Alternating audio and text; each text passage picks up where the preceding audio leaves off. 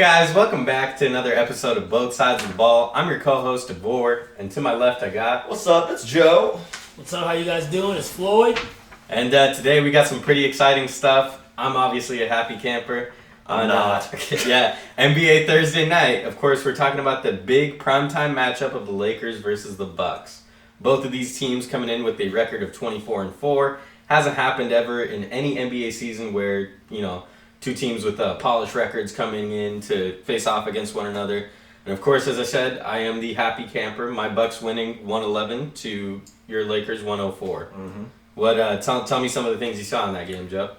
Just from the eye test, watching the first about 2/3 of the game, I saw a slow start for the Lakers.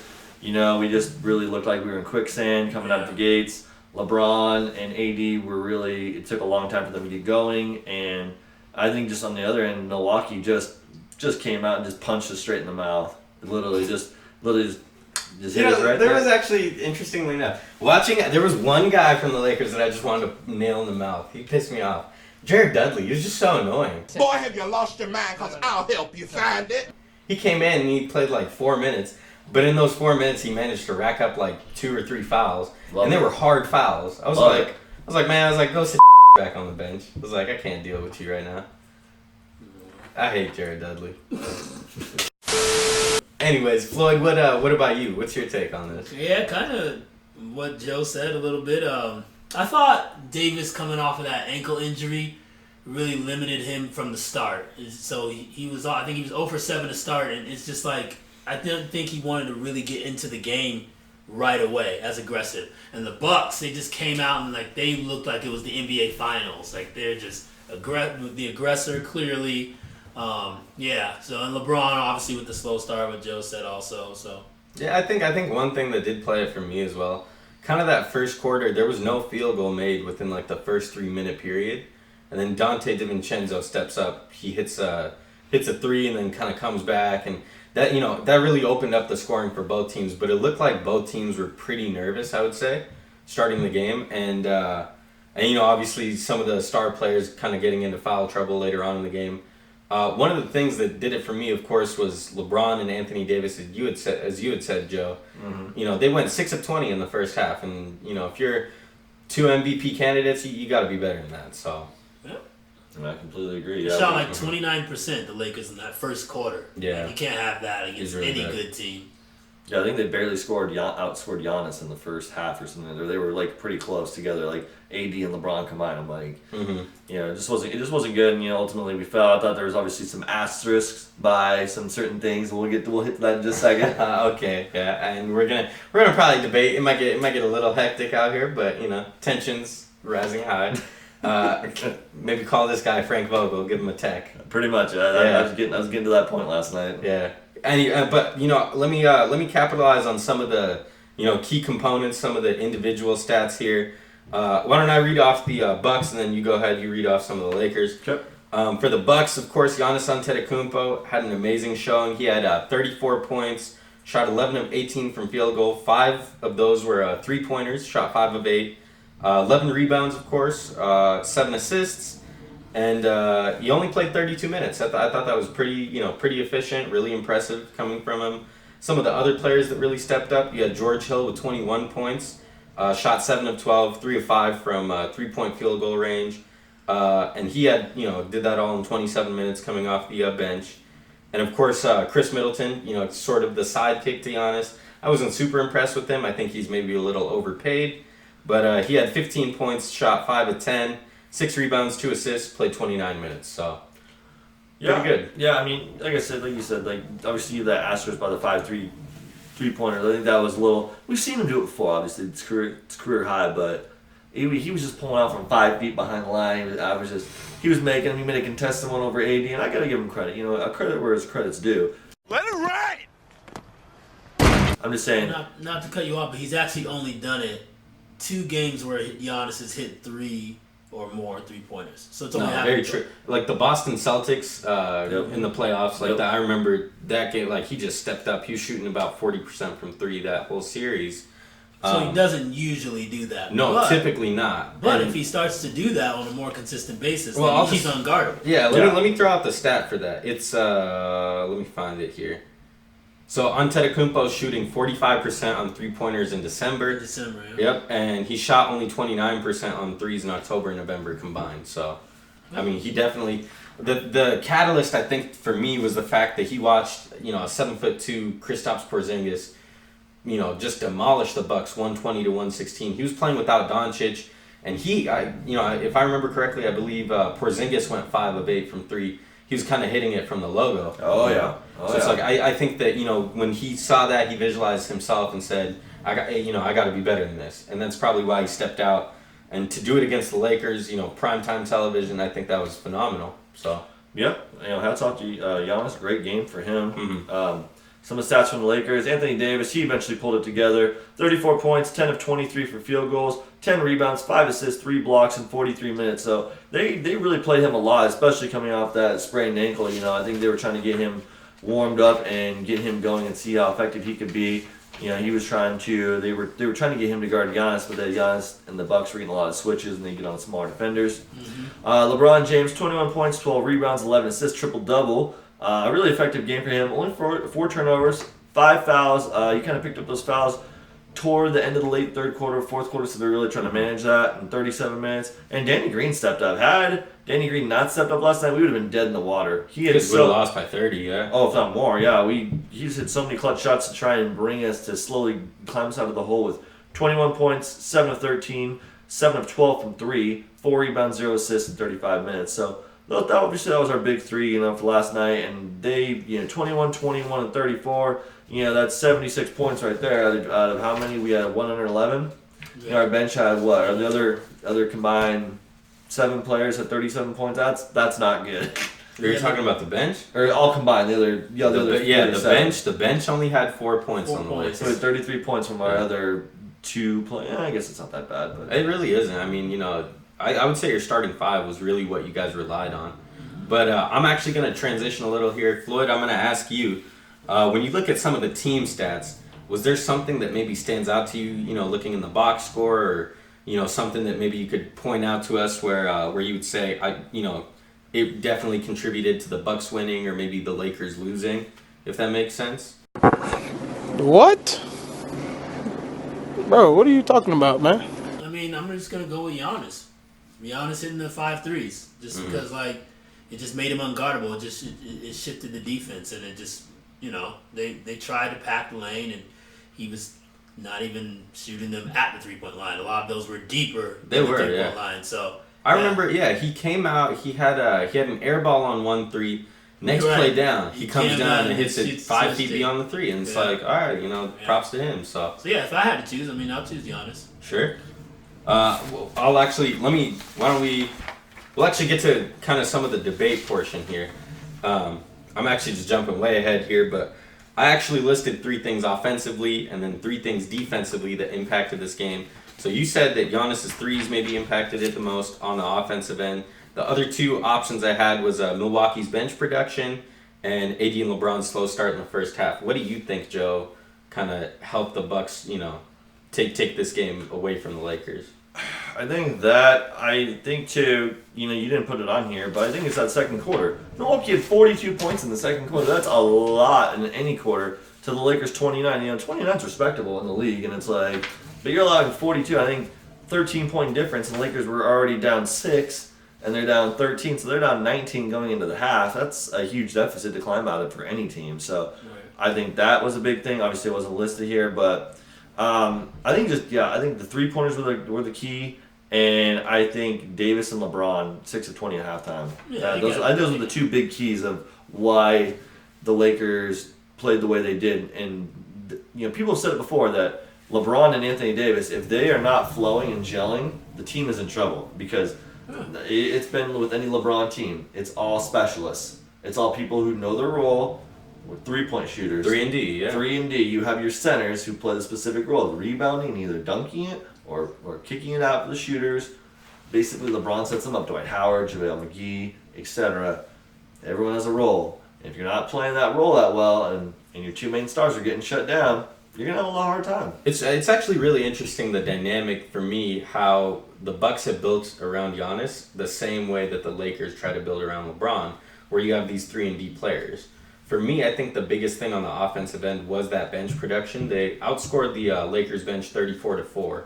So I think, George Hill was definitely one of the guys that stepped up. Dante DiVincenzo, kind of a high-energy player. I honestly just think it was the bench that took care of it because, if you know, in that third quarter, Giannis got into some foul trouble. He had to sit out a majority of it.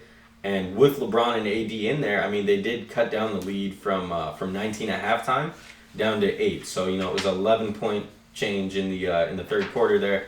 But ultimately, it's like, we didn't give up the lead. We just pretty much maintained it since we had it in the first quarter. So, on the defensive end, let's talk about the other three things I had listed.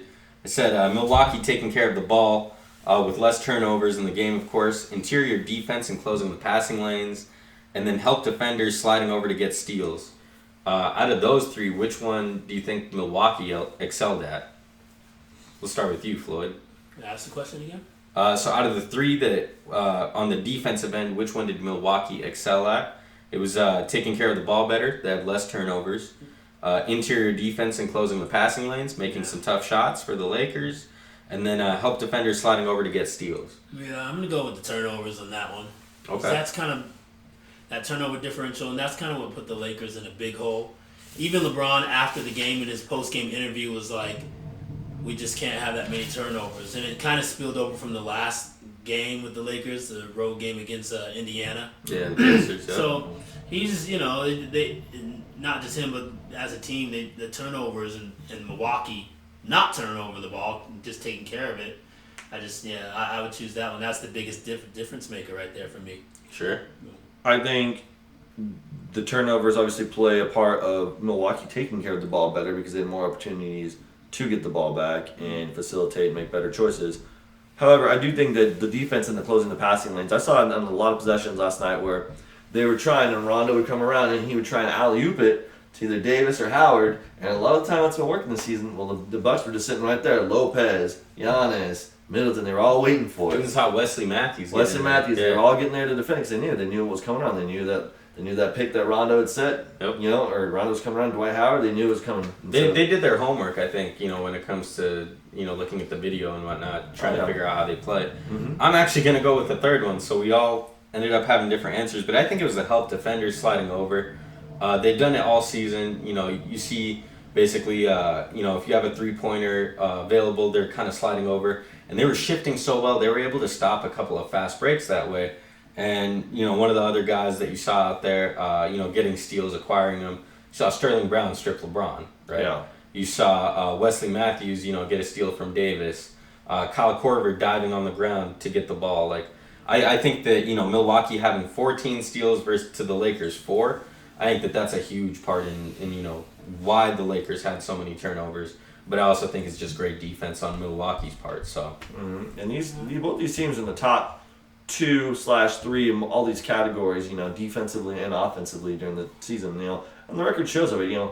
Bucks 25-4, now Lakers 24-5, and all these losses have been Lakers 5 losses have been against really tough teams. They have. Mavericks, Raptors, Bucks, Clippers, and Pacers, all top teams in the division. So sure. I'm not too upset. It was good. I think this was a good learning lesson for us that we can't start slow out of the gates and expect to come back against an elite team, because if this were to be a finals matchup, this would be very hard. It's very hard. And, obviously, if Milwaukee were to play that strong, they'd win the game in 5-6 games. See, and I really didn't expect the Lakers to go down with a losing streak at all.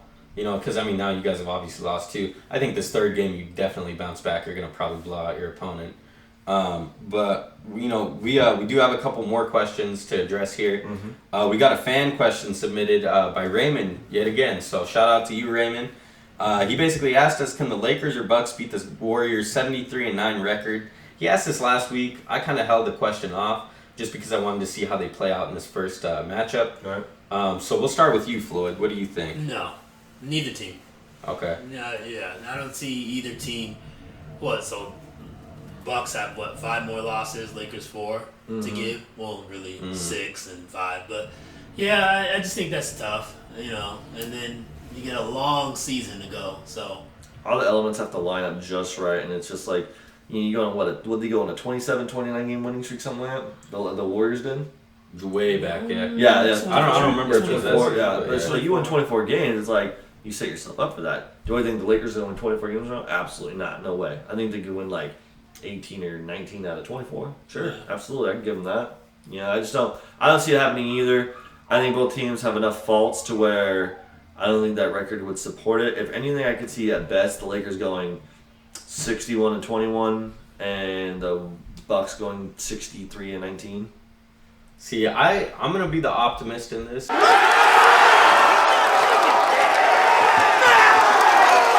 I think they could maybe tie the 73-9 record. I don't see him beating it, but you know, we saw him go on an 18-game win streak earlier this season, so you know, maybe they could repeat that or maybe extend it. You know, go into like the low 20s. I don't see him winning like 30 or 40 in a row or anything crazy. Like, I'm still a realist with it, but they play just really good team basketball, and you saw us, you know, beat the Lakers last night without Eric Bledsoe, who's arguably one of our top 3 players. So, you know, I think just that that mentality of team basketball and you know, honing around Giannis's talents and his leadership really is just gonna just be about his health. Whether or not he stays healthy, that'll determine whether or not they get that 73-9 record. So True.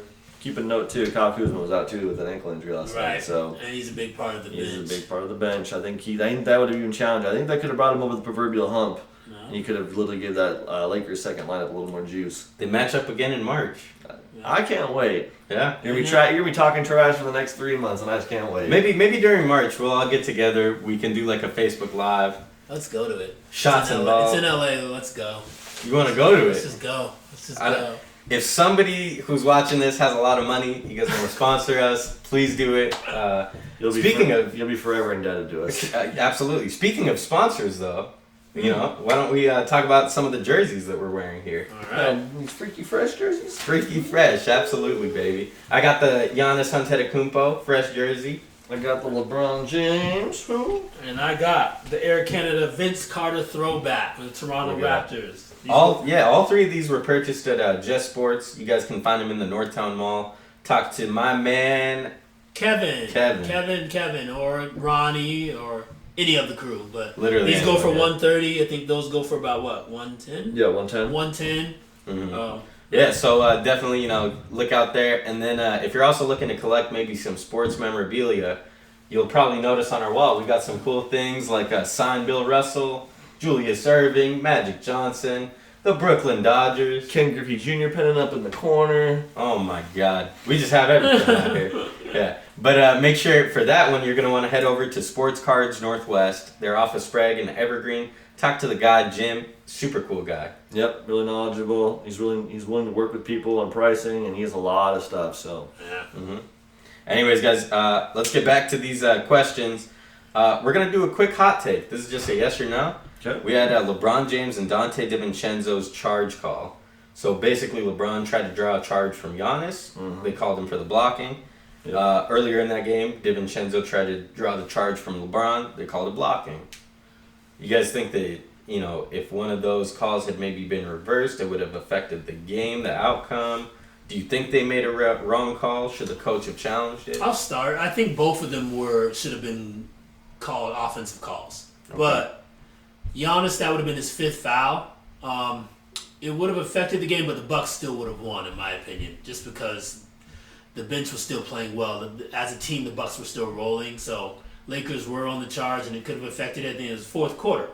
So yeah, but I did think they were all both. I thought LeBron should have been called for the offensive foul, and then I thought Giannis should have been called for the offensive foul that LeBron tried to take. But yeah, it's my take on it.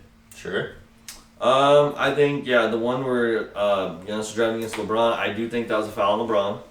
But however, I do think the foul was on DiVincenzo on the other side. I think that was an offense. I thought that was a defensive foul. Okay. I think he just, it was a bang. A little too close. Yeah, a little too close, and I think he should have been charged. Because it's you give up on someone, you have to. What is it? You have to give him 2 You steps. have to give him 2 steps. You have to give him 2. It's like a step and a half, step and 3/4. That's it's just true. like That's a good point. you have to look at it that way, and it's you have to give someone room to at least catch the ball and move at least 2 steps. It's like. When you're right up, if I'm right up here on you, you're not gonna move if you're turning around and see me. You're just gonna run into me. You're gonna plow me over. If I'm Giannis, maybe I'll try the Euro step. Oh my gosh. No, honestly, I think I agree with you, Joe. I think it was a foul on DiVincenzo's part. They got the right call there. with LeBron, I feel like he did give enough space to Giannis. It's just the fact that Giannis is so lanky and long, and his steps are certainly much longer than average NBA players. So, and it's really tough to call it, but I think, looking at it realistically, why not just have the rule change to you can't get a charge call in the backcourt, where you have to do it in the primary half court offense, because by that point everyone's turned around. You're unless I'm throwing past half court, you catch the ball trying to make like some crazy buzzer beater, then maybe we can draw a charge. But if you're setting it up in the backcourt, it's almost A, it's a cheap move, B, it's really hard Super to cheap. determine the call, and on top of that, does it affect the outcome of the game? I think no. I think they're technically, if we're gonna call one but not the other, whatever, let it be. Is what it is. So finally, we're going to wrap up with our last question here in regards to the Lakers and Bucks. Is this the finals matchup? Is this what we can see, come June? What do you think, Floyd? Want me to go? Yeah. I definitely have the Lakers going. I'm skeptical about the Bucks. Interesting. Just because, they're a great regular season team, but playoffs is a totally different game. Team scheme, they slow down. And, with Miami, Boston, and Philly, I'm not confident in saying that this is the finals matchup. Not yet. Because the regular season, it's kind of low, especially in the East. The Raptors have the great, phenomenal regular seasons a lot, or the Bucks obviously last year regular season was phenomenal. Giannis MVP, but they didn't make the finals. So I'm gonna say I'm gonna go wait and see. I'm not gonna go yes or no yet. I'm gonna go wait and see. Right. What do you got? I would definitely piggyback off what you're saying there. I think you could have added Indiana in there too as like a sleeper dark horse in the Eastern Conference Finals. But I think it's just too early to tell. You could obviously put LA in there. You obviously could put Milwaukee in there. But the problem is so much happens. We're only 30. We're about almost 30 games in the season. About 30, yeah. About 30 games in the season. We have another 52. Injuries, trade deadline.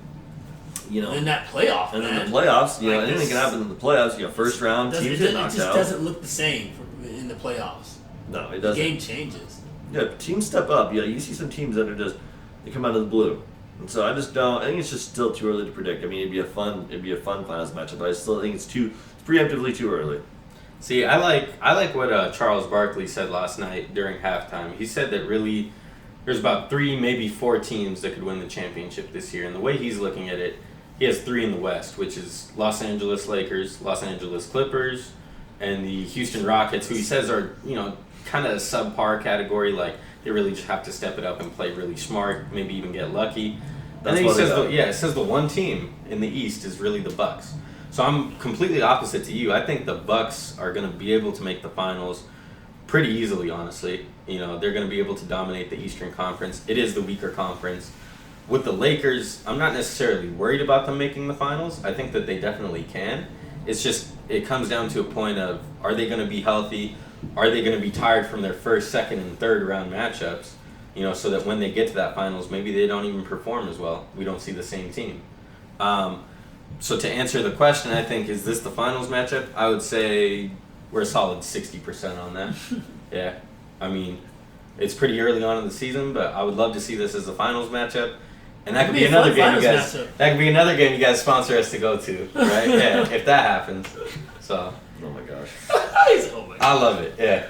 I don't know. It'll be super fun to analyze. If they end up in the finals, LeBron versus Giannis, one of the all-time great matchups. So. Take me on an American Express card. It's everywhere you want to be. Please, absolutely. Traveler miles, right? Right. Oh well. Is there anything else you guys wanted to add? For the game here. Great game. Shout out to LeBron James. The King passes Gary Payton 9th all-time in assists. There you go. So, yeah, it was amazing feat. Yeah, I forgot about that. Dude is going to be top 10 in scoring, rebounding, and already assists 9. So, that is he the only forward on the top 10? In what? In assist? Yeah. Ooh, yes. Yeah. Okay. Yeah, I just saw the list actually recently. Yeah, it's pretty cool, man. Yeah, but No, Johnson. all the other ones are point guards, aren't they? Ain't nobody catching Johnson. Now I was just gonna say he's light years ahead of everyone. Nah. So yeah, there's that. And then I guess. Anything you want to say, Joe? Well, we'll see what happens again in March. We'll see. All right. Yeah, we'll see what happens in March, buddy. All right. Yeah. Anyways, guys, thank you so much for watching this episode. Please make sure you guys comment, like, subscribe, share, do all that jazz. Everything, social media handles, you guys can find down below in the description. Other episodes are going to be posted on our channel, Facebook page. This guy does a phenomenal job posting some articles, so make sure to read up on that. Please. And also follow Floyd's social media. This guy's always posting the funniest stuff. So, anyways, guys, thank you so much.